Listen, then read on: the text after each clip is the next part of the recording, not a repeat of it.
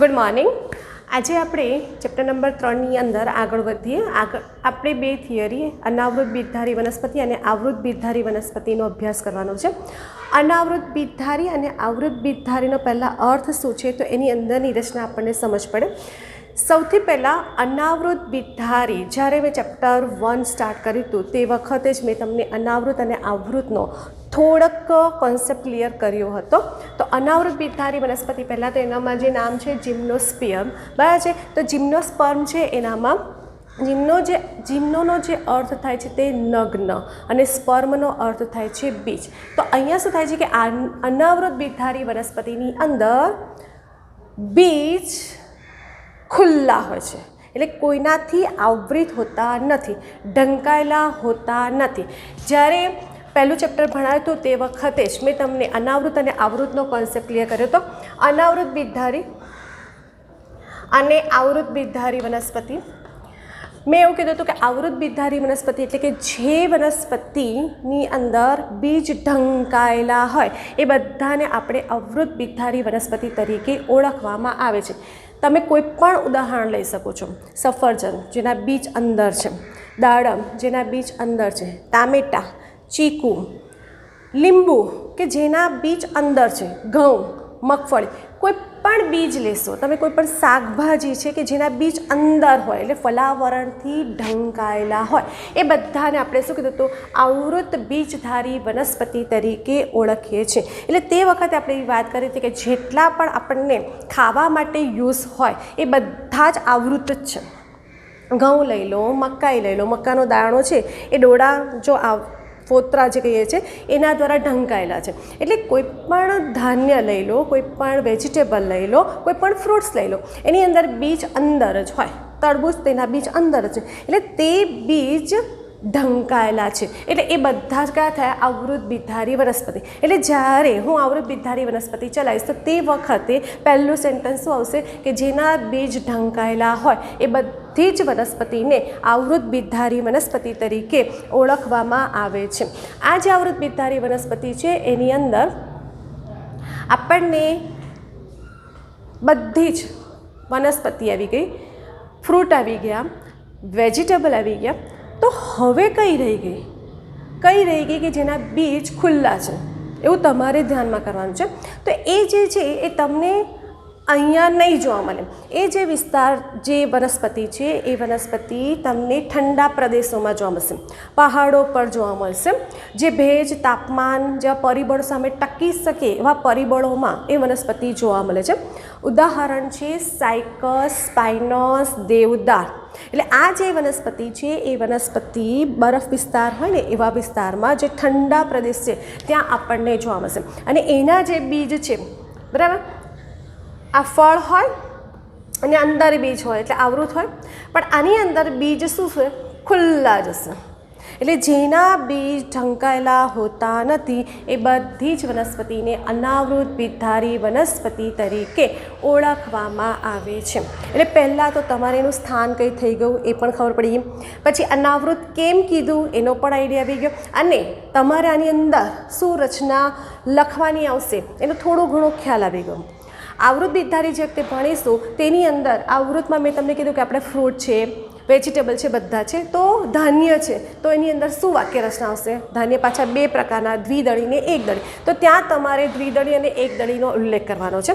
तो तमारे पहला अनावृत अने आवृत है एनो जो कॉन्सेप्ट एटले के शू कहेवा मांगे छे तो तमारी थियरी सहेली पड़शे।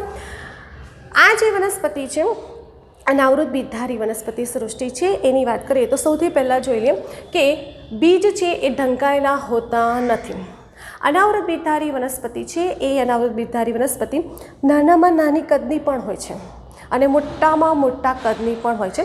तो नानामां नानी अनावृत बीजधारी वनस्पतिनुं नाम आपो तो जामिया पिग्मिया। जामिया पिग्मिया ए नानामां नानी अनावृत बीजधारी वनस्पति है। मोटामां मोटी अनावृत बीजधारी वनस्पतिनुं नाम आपो तो शुं आवशे रेड वृक्ष, सिक्वोया सिम्परविरेंस, सिक्वोया सिम्परविरेंस रेड वृक्ष જેની લંબાઈ 150 મીટર છે। તો અહીંયા તમારે બે સવાલ થયા કે જે વનસ્પતિ છે મોટામાં મોટી અનાવૃત બીજધારીનું ઉદાહરણ આપો અને નાનામાં નાની આવૃત બીજધારીનું ઉદાહરણ આપો, એ તમારે અહીંયા ધ્યાનમાં રાખવાનું. હવે આ જે વનસ્પતિ છે એ વનસ્પતિ, હવે તમે જુઓ કે આપણે આના પહેલાં ત્રિઅંગી ભણ્યા અને ત્રિઅંગી, તો તમે જો એકાંગી ભણ્યા, પછી આપણે દ્વિઅંગી ભણ્યા, પછી ત્રિઅંગી. એટલે તમે શું છે કે દરેકની અંદર જે પેશીઓ છે, જે વિશેષતા છે એનામાં વધારો થતો હોય છે. તો જે અનાવૃત અને આવૃત બીજધારી વનસ્પતિ છે એટલે એની પાસે મૂળ, પ્રકાંડ, પર્ણ ત્રણેય હશે. ત્રિઅંગીમાં પણ હતું. અહીંયા જે છે એની અંદર આપણે મૂળની રચના ભણવાની છે, પ્રકાંડની રચના ભણવાની છે અને પર્ણની રચના ભણવાની છે કે એ કેવી રીતે રચના ધરાવતા હશે. તો મૂળની વાત કરીએ. હવે આ જે મૂળ છે એ મૂળ, એની અંદર આપણને સોટીમય મૂળ જોવા મળશે.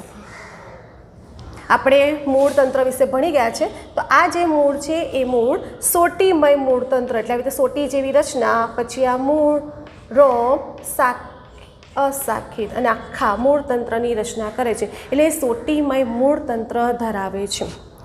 કેટલીક વનસ્પતિ છે એ કેટલીક વનસ્પતિની અંદર મૂળ છે એ મૂળ ફૂગ સાથે સહજીવન ગુજારે છે. આપણે લાઇકેનનું ભણ્યા હતા અને એ લાઇકેનની અંદર લીલ અને મૂળ બરાબર છે એ બે ભેગા થયા હતા એટલે લાઇકેન મળ્યા હતા. અહીંયા આપણે ભણવાનું છે કવક મૂળ. આ કવક મૂળની અંદર મૂળ છે એ મૂળ ફૂગ સાથે જોડાઈ જશે. એટલે જે ફૂગ છે એ ફૂગ, આ રીતે હું મૂળ દોરું છું બરાબર છે, અને એ મૂળની ઉપર આ રીતે ફૂગના કવક તંતુ જોડાઈ જશે અને મૂળ અને ફૂગ સહજીવન ગુજારે છે. અને સહજીવન ગુજારે છે એટલે જેને કવક મૂળ કહીશું, અથવા તો એને આપણે માઇકોરાઇઝા તરીકે ઓળખવામાં આવે છે. આ જે કવક મૂળ છે એ કવક મૂળ પાઇનસમાં જોવા મળશે. એટલે જે પાઇનસ છે ને એ પાઇનસનો જે વિકાસ છે એ કવક મૂળ વગર શક્ય જ નથી. એટલે કે પાઇનસની અંદર કમ્પલસરી કવક મૂળ હોવા જોઈએ, એટલે કે માઇકોરાઇઝા એની અંદર જોવા મળે. એટલે તમને ખાસ ઉદાહરણ પૂછાય કે કવક મૂળ ધરાવતી અનાવૃત બીજધારીનું નામ આપો, તો તમારે શું આવશે? પાઇનસ. પછી કેટલાકની અંદર જે મૂળ છે ને એ મૂળ વિશિષ્ટ મૂળ હશે અને એ જે મૂળ છે એ મૂળને પ્રાવર મૂળ કહેવામાં આવે. અને આ જે પ્રાવર મૂળ છે એ પ્રાવર મૂળની અંદર શું થશે કે એની અંદર નાઇટ્રોજન છે એ નાઇટ્રોજનનું સ્થાપન કરવા માટે સાયનોબેક્ટેરિયા, એટલે મૂળની અંદર કયા બેક્ટેરિયા આવે છે? સાયનોબેક્ટેરિયા. હવે તમે જો સાયનોબેક્ટેરિયા, આપણને સહજીવી મૂળના ઉદાહરણ ભણ્યા હતા અને એમાં સિમ્બી કુળની વનસ્પતિ, જે 9મા 10મામાં ભણીને આવ્યા છો કે સિમ્બી કુળની વનસ્પતિ છે એ સિમ્બી કુળની વનસ્પતિ છે, એના મૂળ તંત્ર છે અને એ મૂળ તંત્ર પર નાની નાની મૂળ ગંડિકાઓ આવેલી અને એ મૂળ ગંડિકાની અંદર કયા બેક્ટેરિયા હોય છે? રાઇઝોબિયમ બેક્ટેરિયા હોય છે. રાઇઝોબિયમ બેક્ટેરિયા હોય છે અને એ રાઇઝોબિયમ બેક્ટેરિયા નાઇટ્રોજનનું સ્થાપન કરે છે. બરાબર. અહીંયા તમારે શું આવે છે કે આ જે પ્રાવર મૂળ છે એ પ્રાવર મૂળની અંદર નાઇટ્રોજનનું સ્થાપન કરવા માટે કયા બેક્ટેરિયા છે? સાયનોબેક્ટેરિયા. ને એવું કોણામાં જોવા મળે છે? સાયકસમાં. એટલે તમારે જો કે મૂળ છે એ મૂળની વિશેષતા જોઈએ કે એક મૂળ કયા છે? સોટીમય મૂળ. અને એ સોટીમય મૂળમાં એક મૂળ કયા છે? કવક મૂળ. કવક મૂળ કોની સાથે જોવા મળશે? તો મૂળ અને ફૂગ સહજીવન ગુજારે છે અને એ કવક મૂળ, અને કવક મૂળને કયા નામથી ઓળખાય છે? માઇકોરાઇઝા તરીકે ઓળખવામાં આવે છે. અને એ કવરની અંદર જોવા મળશે પાઇનસ, મોસ્ટ IMP. પાઇનસની અંદર આપણને કવક મૂળ જોવા મળે છે. નાના વિશિષ્ટ મૂળ એટલે કે જે વિશિષ્ટતા ધરાવે છે અને એ જે મૂળને કહેવાય છે પ્રાવર મૂળ. અને એનું ઉદાહરણ કયું છે? સાયકસ. અને એ સાયકસમાં જે પ્રાવર મૂળ છે કયું કાર્ય કરે છે? નાઇટ્રોજનનું સ્થાપન. અને નાઇટ્રોજનના સ્થાપન માટે કયા બેક્ટેરિયા? સાયનોબેક્ટેરિયા આવેલા જોવા મળે છે. તો આ થઈ તમારે મૂળની વિશેષતા. હવે પ્રકારની વાત કરીએ તો પ્રકાંડ છે એ પ્રકાંડ જો આ રીતે હોય, સીધું હોય તો આપણે એને શું કહીએ? અશાખિત. પણ જો આ રીતે આમ જાય, આ રીતે હોય તો શું થશે, એની શાખાઓ પડે એટલે આપણે એને શું કહીએ છીએ, શાખિત. તો અશાખિત કોની અંદર છે, સાયકસમાં, અને શાખિત પ્રકાર કોની અંદર છે, પાઇનસમાં. એટલે તમારે સાયકસ છે, સાયકસ ઘણાએ જોયું જ હશે, ઘણા ગાર્ડનમાં સાયકસ આમ સોયાકારના પર્ણ હોય ને એવી રચના ધરાવે છે. તો સાયકસ છે એ સાયકસની અંદર કેવું પ્રકાર હશે, અશાખિત, અને પાઇનસની અંદર પ્રકાર કેવું હશે, શાખિત જોવા મળશે. પર્ણની વાત કરીએ તો એના જે પર્ણ છે ને એ પર્ણ આપણને, પર્ણની રચના છે તો પર્ણ છે તે આપણને અણીદાર, પર્ણ છે સાદા પણ અને સંયુક્ત પર્ણની રચના પણ આપણે ભણી ગયા છે. તો પર્ણ છે એ પર્ણ સાદા પણ હોઈ શકે અને સંયુક્ત પણ હોઈ શકે, પર્ણિકાઓ ધરાવતા પણ હોઈ શકે, અને ધ્યાન હોય તો આપણે પીછાકાર પર્ણની પણ વાત કરી હતી. તો પીછાકાર પર્ણ પણ હોઈ શકે, એટલે એ સાદા કે સંયુક્ત પર્ણ ધરાવે છે. પીછાકાર એટલે કે આપણે કયું નામ આપ્યું તો પક્ષવત, અને એ જે છે એ કોનામાં જોવા મળશે, સાયકસ. સાયકસની અંદર પીછાકાર પર્ણ જોવા મળશે, અને સોય જેવા એકદમ અણીદાર છે, એકદમ અણીદાર જે પર્ણો, આ રીતના જે પર્ણો છે એ પર્ણો શંકુધારી, જેની અંદર આપણને શંકુ જોવા મળે છે, પાઇનસ છે, બરાબર છે, દેવદાર. તો જે શંકુધારી વનસ્પતિ છે એની અંદર સોય જેવા પર્ણ જોવા મળે છે. આ જે પર્ણ છે, પર્ણ આમ શું હોય છે કે વાયુરંધ્ર, જ્યારે આપણે ચેપ્ટર આગળ ભણીશું તે વખતે વાયુરંધ્રની રચના આવશે. તો પર્ણ છે એ પર્ણની સપાટી પર શું હોય છે, વાયુરંધ્ર, અને એ વાયુરંધ્ર છે તે પર્ણને ખુલ્લા એટલે વાયુરંધ્ર ખુલે અને બંધ થાય, અને એને આધારે એ પ્રકાશ સંશ્લેષણની બાષ્પોત્સર્જનની ક્રિયા કરવામાં ભાગ ભજવે છે. તો અહીંયા શું થાય છે કે આ જે વાયુરંધ્ર છે એ શું હોય છે, આમ પર્ણની સપાટી છે, અને એ પર્ણની સપાટી પર વાયુરંધ્ર છે એ નિમગ્ન હોય છે, નિમગ્ન વાયુરંધ્ર હોય છે, અને જે પાણીનો વેગ ઘટાડવામાં મહત્ત્વનો ભાગ ભજવે છે. તો આ થઈ તમારે મૂળની રચના, પ્રકારની રચના અને પર્ણની રચના. હવે એની અંદર આપણને બીજાણુ, આપણે પ્રજનન ભણીશું, અને એની અંદર આપણને બીજાણુ, ત્રિઅંગીમાં પણ આપણે બીજાણુની ચર્ચા કરી ગયા હતા, અને એ બીજાણુ આપણે લઘુ બીજાણુ અને મહાબીજાણુ બે પ્રકારના બીજાણુ હોય. સમ બીજાણુ હોય તો સરખા, અને જો સરખા ન હોય તો આપણે વિષમ બીજાણુ કીધા હતા. અને આ જે અનાવૃત બીજધારી વનસ્પતિ છે એની અંદર આપણને બંને બીજાણુ એટલે કે વિષમ બીજાણુ જોવા મળે છે. એટલે કે એક બીજાણુ છે જે કદમાં નાના છે, જેને આપણે શું કહીશું, લઘુ બીજાણુ. બીજા બીજાણુ કદમાં મોટા છે, જેને આપણે મહાબીજાણુ તરીકે ઓળખવામાં આવે છે. આપણે પણ ભણી ગયા કે લઘુ બીજાણુ છે, આ લઘુ બીજાણુ ધાની, લઘુ બીજાણુ ધાનીની અંદર લઘુ બીજાણુ આવેલા હોય. આ લઘુ બીજાણુ ધાની, આ લઘુ બીજાણુ, અને આ જે લઘુ બીજાણુ ધાનીઓ છે એ ક્યાં હતી, પર્ણ પર, બરાબર છે, પર્ણ પર આવેલી હોય. તો આ જે પર્ણ છે એ પર્ણને આપણે શું કીધું હતું, લઘુ બીજાણુ પર્ણ. બરાબર, આપણે આ રીતે ભણ્યા હતા. લઘુ બીજાણુ ધાની, લઘુ બીજાણુ ધાનીની અંદર લઘુ બીજાણુઓ આવેલા છે, અને આ લઘુ બીજાણુ ધાનીઓ કે આવેલી છે લઘુ બીજાણુ પર્ણ પર. સેમ એ રીતે વાક્ય રચના આવે કે મહાબીજાણુ ધાની, મહાબીજાણુ ધાનીની અંદર મહાબીજાણુ, અને મહાબીજાણુ ધાની ધરાવતા જે પર્ણ છે એને શું કહે છે, મહાબીજાણુ પર્ણ. તો તમે જો કે આ જે બધા બીજાણુઓ છે એ બધા બીજાણુ પર્ણ ગોઠવાઈને શું બનાવશે, શંકુ આકારની રચના બનાવે છે. તો જો કે વિષમ બીજાણુ છે, લઘુ બીજાણુ અને મહાબીજાણુ, જેમાં બીજાણુ ધાની, હમણાં જ કીધું કે લઘુ બીજાણુ ધાની અને મહાબીજાણુ ધાની એ શિથિલ કે સંગઠિત થઈ જાય, એટલે બધી ધાની ભેગી થઈ એક સંગઠિત સ્વરૂપ બનાવે છે, અને એ સંગઠિત સ્વરૂપ બનાવીને શું બનાવે છે, શંકુ આકાર સંગઠિત થઈ અક્ષ પર કુંતલાકાર બીજાણુ પર્ણ પર શું થશે, નિર્માણ પામે છે. ને આ લઘુ બીજાણુ પર્ણ અને લઘુ બીજાણુ ધાની જે ધારણ કરશે એને કહેવાય છે લઘુ બીજાણુ ધારક કે નર શંકુનું નિર્માણ કરશે.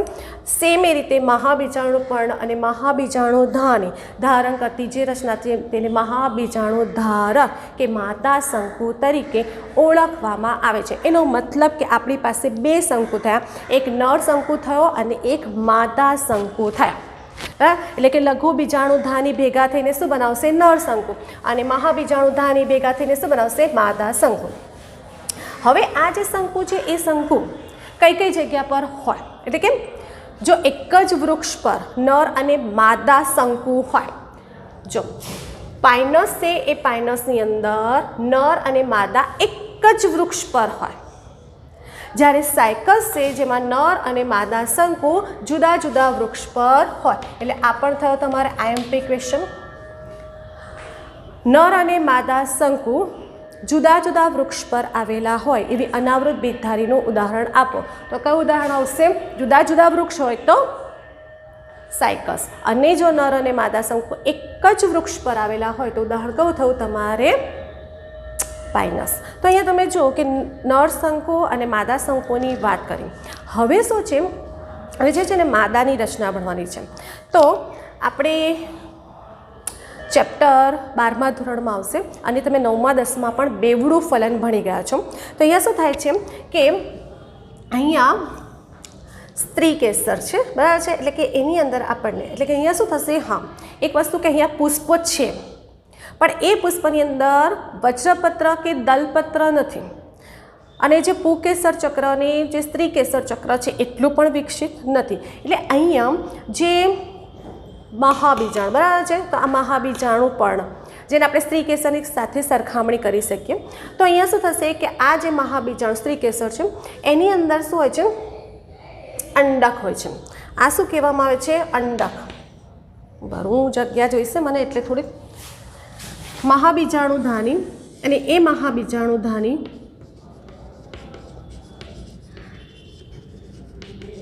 અને એની અંદર શું હોય છે? અંડક.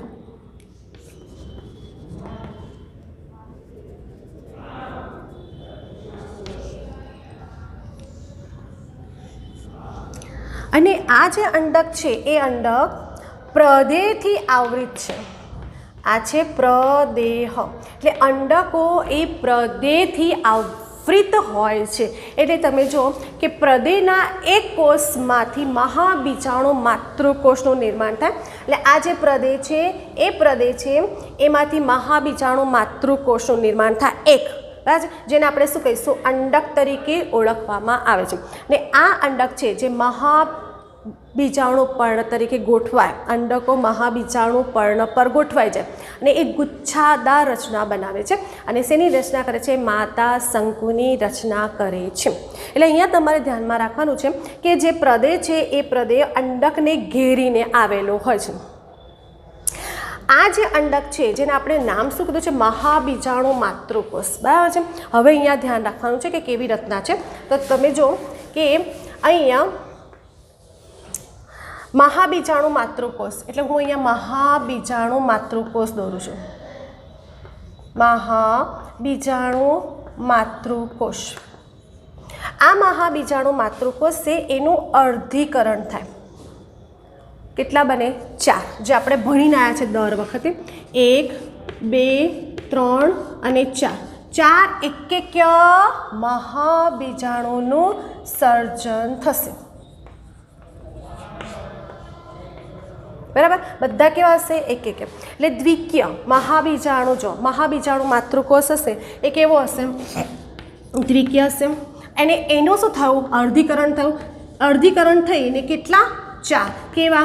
એકકીય મહાબીજાણુનું નિર્માણ થયું. અને આ જે મહાબીજાણુ છે તે માદા જન્યુજનકનું નિર્માણ કરશે. અને એ જે માદા જન્યુજનક છે એ બહુકોષીય માદા જન્યુજનકનું નિર્માણ કરશે. તો અહીંયા તમે જો કે મહાબીજાણુ માતૃકોષ એનું તમે શું કર્યું? અર્ધીકરણ અને 4 એકકીય મહાબીજાણુનું નિર્માણ કર્યું. હવે અહીં ધ્યાન રાખજો, અહીંયા જે 4 છે ને એ 4માંથી 3 અવનત પામે. ત્રણ અવનત પામે એટલે દૂર થઈ ગયા, વિઘટન પામે એટલે એની પાસે કેવા રહ્યા, એક જ મહાબીજાણુનું સર્જન થયું. ધ્યાન રાખજો હા, એક જ મહાબીજાણુ. અને આ જે મહાબીજાણુ છે જે શું હશે તો માદાજન્યુજનકનું નિર્માણ કરશે. ધ્યાનમાં રાખજો, આ જે છે તે માદાજન્યુજનકના નિર્માણમાં ભાગ ભજવશે. એટલે એ બહુકોષીય માદાજન્યુજનકનું નિર્માણ કરે છે. અને એ જે આખી છે એને શું કહેવાય છે, સ્ત્રીજન્યુધાની. આખી આ જે છે એને શું કહેવાય છે, સ્ત્રીજન્યુધાની કે મહાબીજાણુધાની. અને મહાબીજાણુધાનીની અંદર શું હોય છે, મહાબીજાણુ આવેલા હોય છે. આટલું બરાબર સમજવાનું છે. કે ફરી રિપીટ કરું છું કે તેની અંદર જે માદા છે એની અંદર જે પ્રદેહ છે એ પ્રદેહ જે અંડકની ફરતે છે અને પ્રદેહના એક કોષમાંથી, એક કોષ જે મહાબીજાણુ માતૃકોષ તરીકે વર્તે છે. અને આ મહાબીજાણુ માતૃકોષનું અર્ધીકરણ થયું, 4 એકકીય મહાબીજાણુનું સર્જન થયું, 3 અવનત પામે અને એક જ મહાબીજાણુનું સર્જન થાય. આ જે છે તે સ્ત્રીજન્યુધાની કે મહાબીજાણુધાની તરીકે ઓળખવામાં આવે છે. અહીંયા શું થાય છે કે નરજન્યુજનક અને માદાજન્યુજનક આપણે ત્રિઅંગી હતા, એ ત્રિઅંગીની અંદર આપણે શું કહ્યું હતું કે નરજન્યુજનક અને માદાજન્યુજનકનો વિકાસ એક રીતે સ્વતંત્ર રીતે થાય છે. અહીંયા બીજાણુજનક પર જ આધારિત હોય છે. હવે શું થશે, ફલન કરવાનું છે. તમે તો કે આપણે અંડક દોરી દઈએ, સ્ત્રીજન્યુધાની. આ સ્ત્રીજન્યુધાનીની અંદર હું શું દોરી દઉં છું, અંડક દોરું છું. અને એ અંડક જે છે એ આખા માદાજન્યુજનકની નિર્માણ છે જે આગલા ચેપ્ટરમાં આપણે ભણવાનું છે 3+2+3 બરાબર છે. એટલે અહીંયા માદાજન્યુજનકનું નિર્માણ કરે છે એટલું બરાબર છે. અંડક માદાજન્યુજનકનું નિર્માણ કરે. હવે શું થાય છે, આ જે છે એ બધા કેવા છે, ખુલ્લા જ છે. એટલે આ રીતે એની રચના હશે. અહીંયા જે છે ને આ બધા જ ખુલ્લા જ હશે. આ રીતે બધા ખુલ્લા છે, એ ઢંકાયેલા નથી બરાબર છે. એટલે અંડકો કેવા છે, ખુલ્લા છે. હવે શું થશે તો લઘુ બીજાણુધાની, એટલે લઘુ બીજાણુધાની છે એની અંદર લઘુ બીજાણુ, અને લઘુ બીજાણુને આપણે કયા નામથી ઓળખીશું, પરાગરજ. આ પરાગરજ છે એ પરાગરજ પહેલું કે આ જે સાયકસ અને પાઇનસ છે ને એ સાયકસ અને પાઇનસના જે પુષ્પ છે, મેં તમને કીધું વજ્રપત્ર અને દલપત્ર નથી, એટલે દલપત્રને આપણે પાંખડીઓ કીધું. એટલે એ આકર્ષિત નથી. એટલે આકર્ષિત નથી એટલે કે એનું જે વહન કરવા માટે વાહકો છે એ વાહકો કીટકો નથી. કારણ કે કીટકો છે, પતંગિયા, ફૂદા બરાબર છે, એને પક્ષી એને તો દલપત્ર આકર્ષિત હોય ને એવા પુષ્પ પર જઈને બેસે. તમને પણ શું હોય કે જે ફૂલ બહુ જ આકર્ષિત કરતું હોય ને એ ફૂલને તમે પહેલાં ટચ કરો. અહીંયા તો એવું કોઈ પુષ્પ છે કે જેના પર દલપત્ર જ નથી, એટલે બિન આકર્ષિત છે. તો એવા સંજોગોમાં પરાગરજનું વહન કરવું હોય તો કીટકો દ્વારા નથી થતું. એના માટે પવન દ્વારા પરાગનયનની ક્રિયા થાય છે. એટલે પરાગરજ છે એ પરાગરજ પવન દ્વારા વહન પામે. હવે આ જે પરાગરજ છે એ પરાગરજ પવન દ્વારા વહન પામી ક્યાં આવી ગઈ, સ્ત્રીજન્યુધાની બરાબર છે એની અંદર આવી ગઈ. ખુલ્લા અંડકો સાથે જોડાઈ જશે. એટલે આ બધા ખુલ્લા અંડકો હતા એની સાથે જોડાઈ ગઈ. એની સાથે જોડાઈએ એટલે અહીંયાથી નરજન્યુ છે, આ રીતે અંડકો છે અને એની અંદર કોણ ગયું, નરજન્યુ. અને નરજન્યુ અને માદાજન્યુ છે એનું જોડાણ થયું, ફલિતાંડનું નિર્માણ થયું. અને આ જે ફલિતાંડ એટલે કે ફલન થયું, નરજન્યુ અને માદાજન્યુનું જોડાણ થયું, દ્વિકીય ફલિતાંડનું નિર્માણ થયું. અને ભવિષ્યમાં આ જે ફલિતાંડ છે એ ફલિતાંડ શેમાં ફેરવાશે, ભ્રૂણમાં ફેરવાશે. અને અંડકો છે એ અંડકો છે શેમાં ફેરવાઈ જશે, બીજમાં રૂપાંતર પામે છે. આ રીતે અહીંયા ફલનની ક્રિયા થાય છે. એટલે અહીંયા જે ફલન છે ધ્યાનમાં રાખવાનું કે પુષ્પ બિન આકર્ષિત છે, એટલે કે પરાગનયન, પરાગરજનું વહન છે એ પવન દ્વારા થાય છે.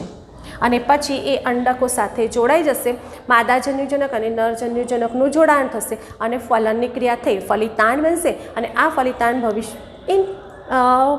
ફલિતાંડ છે એ પરિપક્વ પામી ભ્રૂણમાં નિર્માણ પામશે અને અંડકો બીજમાં રૂપાંતર પામે છે. જેના ઉદાહરણ મેં તમને કીધા સાયકસ છે, પાઇનસ છે, દેવદાર છે. એના સિવાયના ઓરોકેરિયા જે નાતાલ વૃક્ષ છે. બીનીટાઇટિસ એટલે કે જે અશ્મિ ધરાવતી વનસ્પતિ છે. અને જે ધુજા એટલે મોરફીચ અને જેને વિદ્યા તરીકે ઓળખવામાં આવે છે. આ બધા જે ઉદાહરણ છે તે અનાવૃત બીજધારી વનસ્પતિના છે. તો તમે જો કે અનાવૃત બીજધારી વનસ્પતિમાં ધ્યાનથી સમજવાનું છે અને એક એક વિશેષતા તમે જો કે ઘણા બધા સવાલો અહીંથી આપણને મળે છે અને એ બધા સવાલોને ધ્યાનથી સમજશો તો તમને દરેક જવાબો આવડી જશે.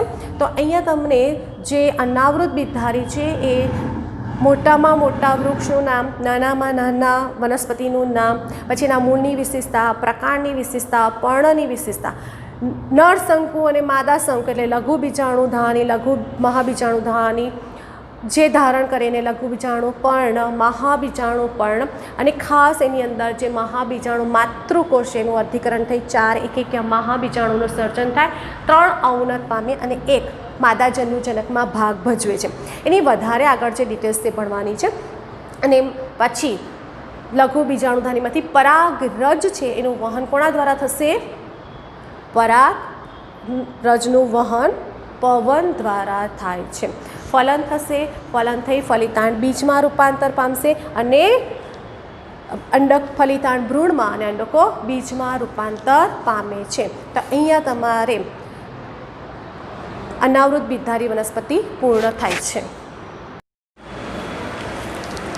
ચાલો હવે આપણે આવૃત બીજધારી વનસ્પતિની વાત કરીએ. આપણે હમણાં જ આવૃત અને અનાવૃતનો કોન્સેપ્ટ ક્લિયર કરી દીધો છે. આવૃત એટલે કે જેના બીજ ફલાવરણ વડે ઢંકાયેલા હોય છે, એટલે કે બીજ ખુલ્લા હોતા નથી, અંડકો ખુલ્લા હોતા નથી. એ બધી જ વનસ્પતિને આપણે આવૃત બીજધારી વનસ્પતિ તરીકે ઓળખવામાં આવે છે. હવે તમે કહો કે કઈ વનસ્પતિ, તો તમે જો મેં કોઈ પણ વેજીટેબલ લો, કોઈ પણ ફ્રૂટ લો છો, પછી તમે ઘઉં છે, મકાઈ છે, બધા જ આવૃત જ છે. એનો મતલબ કે બધી જે જલોદભીત વનસ્પતિ છે, મધ્યોદભીત વનસ્પતિ, શુષ્કોદભીત વનસ્પતિ, બધી જ વનસ્પતિનો સમાવેશ અહીં થાય છે. એટલે કે બધા જ ભૌગોલિક નિવાસસ્થાન માટે જોવા મળે છે. અને સૌથી મોટામાં મોટો જો વનસ્પતિ સમૂહ હોય તો કયો હોય છે? આવૃત બીજધારી વનસ્પતિ. એટલે એક્ઝામમાં તમને પૂછાય કે સૌથી મોટામાં મોટા વનસ્પતિ સમૂહનું નામ આપો તો શું આવશે? આવૃત બીજધારી વનસ્પતિ તરીકે ઓળખવામાં આવે છે. આ જે વનસ્પતિ છે એ વનસ્પતિમાં મોટા કદની વનસ્પતિ પણ છે અને નાના કદની વનસ્પતિ પણ જોવા મળશે. જેમ અનાવૃત બીજધારીની અંદર નાના કદની વનસ્પતિ અને મોટા કદની વનસ્પતિના નામ હતા, એમ અહીંયા પણ સૌથી નાનામાં નાની આવૃત બીજધારી વનસ્પતિનું નામ છે વુલ્ફિયા, જે નાના કદની છે, જે સૂક્ષ્મદર્શી છે. અને સૌથી મોટી એટલે કે 100 મીટરથી પણ વધારે લાંબી છે આવૃત બીજધારી વનસ્પતિ, એનું ઉદાહરણ કયું છે? નીલગિરી. એટલે તમે જો કે અનાવૃત અને આવૃત બંનેની અંદર મોટા કદની અને નાના કદની વનસ્પતિના નામ યાદ રાખવાના છે. એટલે આ થિયરી થઈ તમારી IMP. અહીંયા જે વનસ્પતિ છે એ વનસ્પતિને આપણે કઈ રીતે ઉપયોગ થાય? તો તમે જો ખોરાક તરીકે તો આપણે કહી દીધું. હવે ઘાસ છે તો પ્રાણીઓ છે એનો ખોરાક તરીકે ઉપયોગ છે, બળતણ તરીકે ઉપયોગી છે, ઔષધ તરીકે ઉપયોગી છે, વ્યવસાયિક રીતે પણ આ આવૃત બીજધારી વનસ્પતિ ઉપયોગમાં લેવામાં આવે છે. આ જે આવૃત બીજધારી વનસ્પતિ છે એને 2 વર્ગોમાં વિભાજિત કરી છે. એક છે દ્વિદળી અને બીજું છે એકદળી. આપણે આગળ પણ દ્વિદળી બીજ અને એકદળી બીજની રચના ભણી ચૂક્યા છે. તો દ્વિદળી કે જેની અંદર 2 બીજપત્ર આવેલા હોય તેને દ્વિદળી બીજ કહેવાય. જેની અંદર એક જ બીજપત્ર આવેલા હોય તેને એકદળી બીજ તરીકે ઓળખવામાં આવે છે. દ્વિદળી બીજ છે એ દ્વિદળી બીજની અંદર શિલાવિન્યાસ કેવા પ્રકારનો જોવા મળશે? જાલાકાર શિલાવિન્યાસ જોવા મળશે. અને જો એકદળી વનસ્પતિ હશે એની અંદર સમાંતર શિલાવિન્યાસ જોવા મળે છે. તે ઉપરાંત પુષ્પની વાત કરીએ તો જે દ્વિદળી છે એની અંદર ચતુ અવયવી અને પંચા અવયવી પુષ્પ હોય. એટલે કે આપણે ભણી ગયા હતા વજ્રપત્ર, દલપત્ર, પુકેસર અને સ્ત્રીકેસર. તો જે 4ની સંખ્યામાં હોય, 4ની સંખ્યામાં ચક્ર હોય તો ચતુ અવયવી, 5ની સંખ્યામાં હોય તો પંચા અવયવી. એકદળી વનસ્પતિ છે એની અંદર પુષ્પ ત્રિઅવયવી એટલે તે 3ની સંખ્યામાં પુષ્પના ચક્રો ધરાવે છે. તો આ રીતે તમે જો કે એકદળી અને દ્વિદળીનો જે વાક્ય રચના છે એ ડિટેલ્સ પણ આપણે ભણી ગયા છો. હવે આપણે આવે છે પુષ્પ. તો પુષ્પ તમે જો આવૃત બીજધારી વનસ્પતિના પુષ્પ કેવા હશે.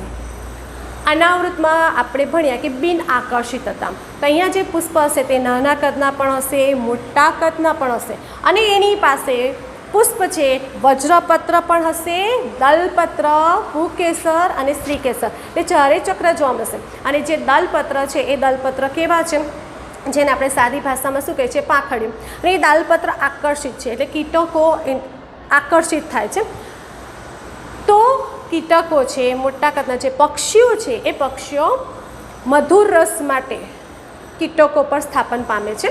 એટલે કે એની અંદર પરાગનયન છે એ કીટકો દ્વારા પણ થાય છે, પક્ષીઓ દ્વારા પણ થાય છે. એટલે કે પરાગનયનની ક્રિયા છે એ વિવિધ વાહકો દ્વારા થતી જોવા મળે છે. આપણે અનાવૃત બીજધારી વનસ્પતિમાં ભણ્યા હતા કે પરાગનયનની ક્રિયા કોના દ્વારા થતી હતી, પવન દ્વારા થતી હતી. જ્યારે અહીંયા વિવિધ વાહકો દ્વારા પરાગનયનની ક્રિયા થતી જોવા મળે છે. હવે આવે છે કે આપણે પુકેસર અને જે સ્ત્રીકેસરની વાત કરીએ તો પુકેસર અને સ્ત્રીકેસરની રચના પણ આપણે ભણી ગયા છો. પુકેસર છે એ પુકેસરની અંદર આપણને પરાગાશય આ રીતની રચના હોય. પુકેસરમાં ઉપરના ફૂલેલા કોથળી જેવા ભાગને આપણે શું કહીએ છીએ, પરાગાશય. નીચેનો ભાગ છે તેને તંતુ તરીકે ઓળખવામાં આવે છે, અને બંનેને જોડતી જે રચના છે તેને શું કહેવામાં આવે છે, યોજી તરીકે ઓળખવામાં આવે છે. એટલે એ પુકેસરની બધી જ રચના આપણે ભણી ગયા છો. પુકેસર છે એની અંદર શેનું નિર્માણ થાય, પરાગરજનું નિર્માણ થતું જોવા મળે છે. સ્ત્રીકેસરની રચના છે એ સ્ત્રીકેસરની રચના ભણી ગયા કે સ્ત્રીકેસરની અંદર આ જે ભાગ છે એને આપણે શું કહેવામાં આવે છે, પરાગાસન. આને કહેવાય છે પરાગવાહિની, અને આને કહેવામાં આવે છે બીજાશય. આ રીતે સ્ત્રીકેસર અને પુકેસર છે એ સ્ત્રીકેસર અને પુકેસરની રચના આપણે ભણી ચૂક્યા છે. હવે આ જે પુકેસર અને જે સ્ત્રીકેસર છે એની જે વાત કરીએ તો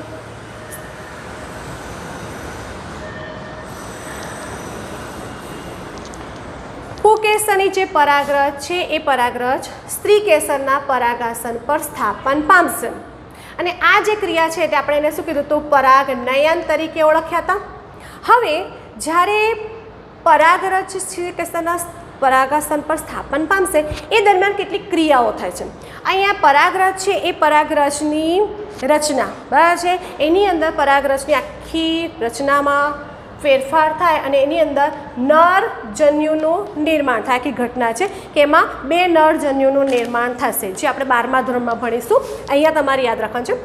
અહીંયા જે સ્ત્રીકેસર છે એ સ્ત્રીકેસરની અંદર આપણને એટલે કે માદા જન્યુજનકનું નિર્માણ થશે. હવે એ કેવી રીતે છે તે જોઈએ. તો જો સ્ત્રીકેસર છે, આ સ્ત્રીકેસરની અંદર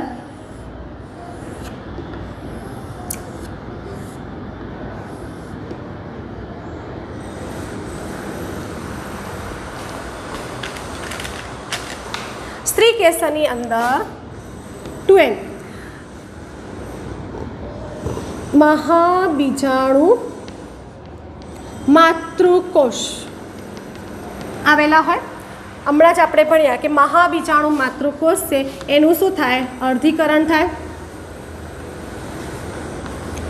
અર્ધીકરણ થાય એટલે હું આને છે ને બહાર કાઢી દઉં. તો અર્ધીકરણ થાય એટલે આપણને કેટલા બીજાણુનું સર્જન થાય, 4, 1, 2, 3 અને 4.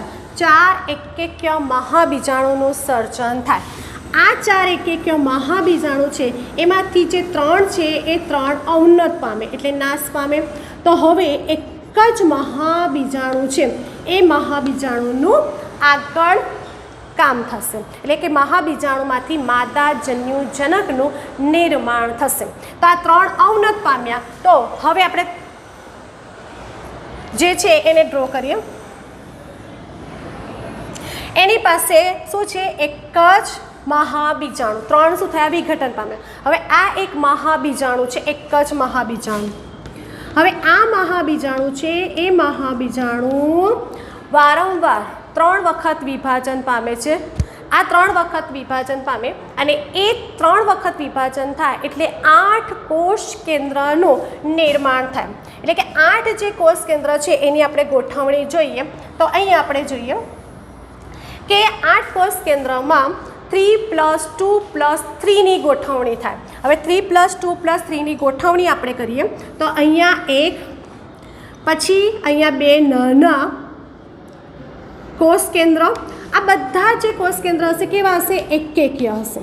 એટલે અહીંયા 3, મધ્યમાં 2 કોષ કેન્દ્ર જોડાશે એટલે એ થયા n. આ જે બનાવશે દ્વિકીય કોષ કેન્દ્રનું નિર્માણ કરશે. બાકીના 3 અહીંયા ગોઠવાશે. તો અહીંયા તમે જો કે 3+2+3ની ગોઠવણી થાય છે. અહીંયા 3 કોષ કેન્દ્ર જોડાશે અને એ જે 3 કોષ કેન્દ્ર છે એમાં એક જે મોટા કોષ કેન્દ્ર છે એનું નામ છે અંડકોષ. બાકીના 2 જે કોષ કેન્દ્ર છે એને કહેવાય છે સહાયક કોષો. આ બધા જે કોષ કેન્દ્ર છે બધા કેવા છે? એકકેકીય. મધ્યમાં 2 કોષ કેન્દ્ર છે n અને n અને n જોડાઈ ગયા એટલે શું થઈ ગયા? 2n થઈ ગયા અને 2n થઈ ગયા એટલે એને કહેવાય છે દ્વિકીય ભ્રૂણ પોષ કોષ કેન્દ્ર. અને બાકીના જે 3 છે એને કહેવામાં આવે છે પ્રતિધ્રુવ કોષો તરીકે ઓળખવામાં આવે છે. એટલે તમે જો કે મહાબીજાણુ માતૃકોષનું અર્ધીકરણ થયું, 4 મહાબીજાણુનું નિર્માણ થયું, એમાંથી 3 અવનત પામ્યા, એક જ મહાબીજાણુ છે અને એ મહાબીજાણુનું વિભાજન થયું, અર્ધીકરણ થયું અને એ અર્ધીકરણ થતાં આપણને 8 કોષ કેન્દ્રનું નિર્માણ થશે. અને 8 જે કોષ કેન્દ્ર છે એની ગોઠવણી અહીંયા ધ્યાનમાં રાખવાનું 3+2+3. 3 કોષ કેન્દ્ર અહીંયા જોડાયા છે જેમાં એક મોટો છે જે અંડકોષ છે, બાકીના 2 સહાયક કોષો છે અને આ જે છે જોડાઈને જે રચના બનાવે છે જેને અંડ પ્રસાધન તરીકે ઓળખવામાં આવે છે. બાકીના 2 છે જેને દ્વિકીય કોષ કેન્દ્ર તરીકે ઓળખવામાં આવે છે અને બીજા જે 3 છે તેને પ્રતિધ્રુવ કોષ તરીકે ઓળખવામાં આવે છે.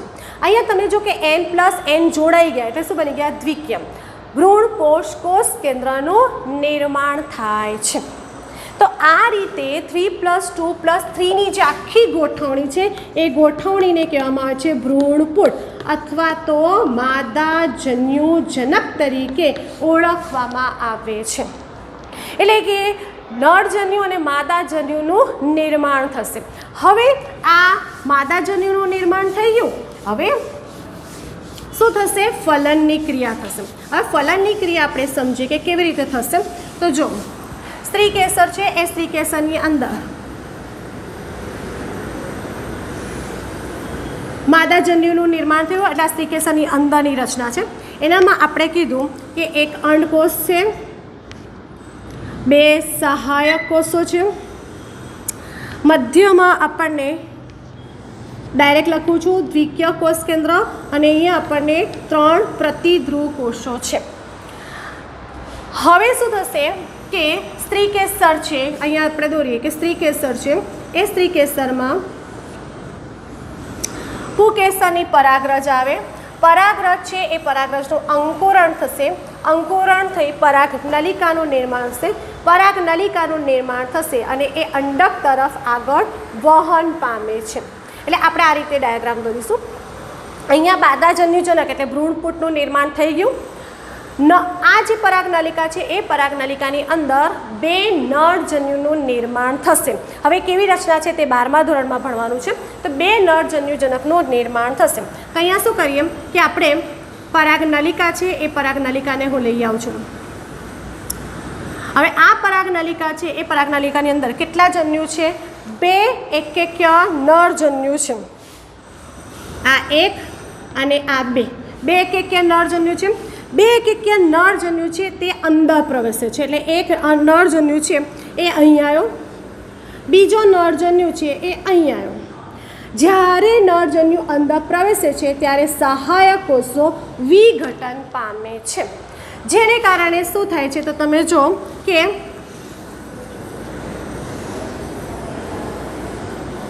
જેને કારણે એક અંડકોષ છે એ અંડકોષ અને નરજન્યુ જોડાઈ ગયા અને એક અંડકોષ અને એક નરજન્યુ જોડાઈ ગયા એટલે n+n શું થયા 2n થયા અને એ જે 2n છે એને જેને આપણે શું કહીશું ફલિતાંડ કે યુગ્મનંજ તરીકે ઓળખવામાં આવે છે. મધ્યમાં 2n અને n જોડાઈ ગયા એટલે શું બની ગયા 3n બની ગયા અને ઉપરના શું થયા પ્રતિધ્રુવ કોષો. આ 2n છે એ યુગ્મનંદનું નિર્માણ થયું અને 3n છે જેને ત્રિકીય ભ્રૂણ કોષ કેન્દ્રનું નિર્માણ થશે. ભ્રૂણ કોષ કેન્દ્ર એટલે કે જે દ્વિકીય હતા પ્રાઇમરી એન્ડોસ્પર્મ ન્યુક્લિયસ હતા PEN અને એનું નરજન્યુ સાથે જોડાણ થઈ ગયું એટલે શું થઈ ગયું ત્રિકીય ભ્રૂણ કોષ કેન્દ્રનું નિર્માણ થયું. આ છે કયા કોષો છે પ્રતિધ્રુવ કોષો છે. તમને એક્ઝામમાં પૂછાય કે જ્યારે નરજન્યુ અંદર પ્રવેશે છે ત્યારે કયા કોષો વિઘટન પામે છે તો સહાયક કોષો વિઘટન પામે છે. ને આ રીતે આ જે ફલિતાંડ છે જે યુગ્મનંજ છે એ યુગ્મનંજ આગળ જઈને શેનો વિકાસ કરશે ભ્રૂણનો વિકાસ કરશે અને આ ત્રિકીય ભ્રૂણ કોષ છે એ આગળ જઈને શેનો વિકાસ કરશે ભ્રૂણ કોષનું નિર્માણ કરશે. જો ભ્રૂણનો વિકાસ થાય એટલે તે દરમિયાન શું થાય છે બીજપત્રનું નિર્માણ થાય અને આ બીજપત્ર છે એમાં ભ્રૂણકોષ સમાઈ જાય તો ભ્રૂણકોષનું અલગથી અસ્તિત્વ જોવા ન મળે ત્યારે આપણે એને કયા ભ્રૂણકોષી કીધા હતા અભ્રૂણકોષી બીજપત્ર તરીકે ઓળખ્યા હતા. અને જ્યારે ભ્રૂણકોષનું અલગથી અસ્તિત્વ જોવા મળે ત્યારે આપણે એને કયા કીધા હતા ભ્રૂણકોષી બીજ. દ્વિદળી બીજ એ અભ્રૂણકોષી અને એકદળી બીજ ભ્રૂણકોષી બીજની વાત કરી હતી. ફલન થયું પછી શું થયું કે ફલિતાંડ છે એનામાંથી ભ્રૂણનો વિકાસ થઈ ગયો અને પછી આ જે સ્ત્રીકેસર છે એની અંદર જ આ બધી રચના છે ને આ આખી જે રચના છે એ સ્ત્રીકેસરની અંદર જ થશે. ફલન થયા પછી એટલે આખું આની અંદર જ ડ્રો કરું છું. ફલન થયા પછી વજ્રપત્ર દલપત્ર આ પરાગનલિકા પરાગવાહિની બધું વિઘટન પામશે અને આ જે બીજાશય છે એ જોડાઈ ગયો અને બીજાશય જોડાઈ ગયો અને બીજાશય શું બની ગયા ફળ બની ગયા. બીજાશયનું જે આવરણ હતું એ આવરણ શું બની ગયું ફલાવરણ બની ગયું અને જે અંડક હતા એ અંડક શેમાં ફેરવાઈ ગયા બીજમાં રૂપાંતર પામે છે. તો આ રીતે આવૃત બીજધારી વનસ્પતિની અંદર ફલન થયા પછી બીજાશયનું ફળમાં અને અંડકનું બીજમાં નિર્માણ થાય છે. તો અહીંયા તમે જુઓ કે આખી જે રચના છે એ ભ્રૂણનો વિકાસ છે ભ્રૂણકોષ છે એ ભ્રૂણકોષનો પણ વિકાસ આગળ વધતો જશે અને એ રીતે ફળ અને બીજનું નિર્માણ થાય છે. તો અહીંયા તમારે આવૃત બીજધારી વનસ્પતિ છે પૂર્ણ થાય તો તમે જુઓ કે આવૃત બીજધારી વનસ્પતિ છે એ સર્વત્ર છે અને એકદળી અને દ્વિદળીની રચના અને પુંકેસર અને સ્ત્રીકેસરની રચના અને આ જે નરજન્યુ છે તમે જો કે અહીંયા નરજન્યુ બંને નરજન્યુ ફલનની ક્રિયામાં ભાગ ભજવ્યા હતા એટલે આ જે થિયરી છે જેને બેવડું ફલન તરીકે કારણ કે 2 વાર ફલન થાય છે એટલે એને બેવડા ફલન તરીકે ઓળખવામાં આવે છે ને આ જ થિયરી 12મા ધોરણમાં ભણવામાં આવશે તો અહીંયા એને વ્યવસ્થિત રીતે સમજશો અને દોડશો તો તમારે 12મા ધોરણમાં આ થિયરી સરળ બનશે. તો અહીંયા આવૃત બીજધારી વનસ્પતિ પૂર્ણ થાય છે.